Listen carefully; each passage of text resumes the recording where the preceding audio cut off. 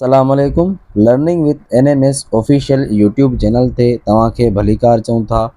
तव्हांजे अॼु जे सिंधीअ जो टीचर नूर मोहम्मद सुमरो तव्हां सां मुखातिबु आहे ऐं उमेद कजे थी त तव्हां बिल्कुलु ठीकु ठाक हूंदा।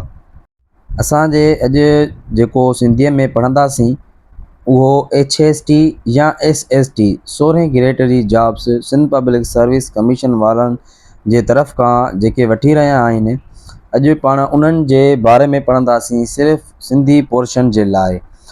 जिन सिंधी पोर्शन सिलेक्ट कयो आहे उन्हनि जे लाइ असांजो हीउ वीडियो या हीअ लेसन उन्हनि जे लाइ तमामु बहितरीनु काराइतो साबित थींदो।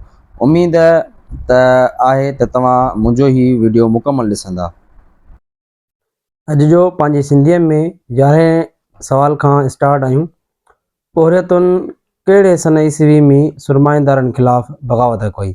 जवाबु 1886 ईस्वीअ में।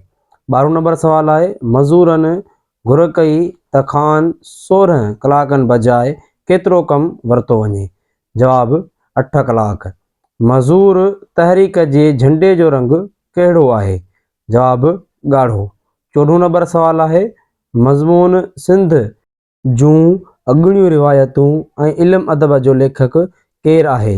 जवाबु अल्लामा दाऊद पोटो।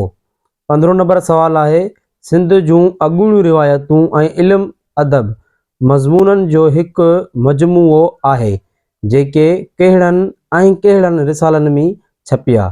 जवाबु सुरहा गुल ऐं मेहराण में छपिया।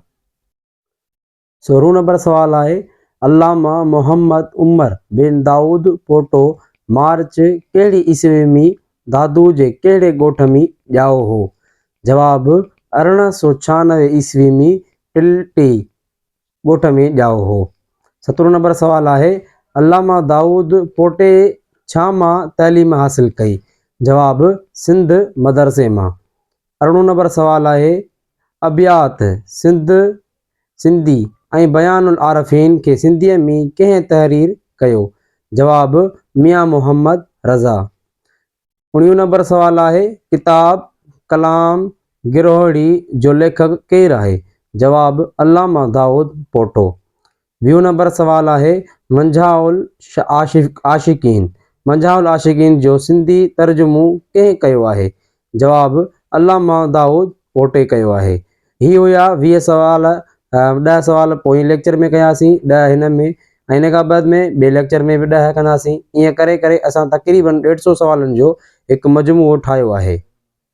उमेद कजे थी त तव्हांखे मुंहिंजो हीउ वीडियो बिल्कुलु पसंदि आयो हूंदो। अहिड़ा ॿिया वीडियो ॾिसण में मिलंदा, ॾिसंदा रहो असांजो official YouTube channel learning with NMS।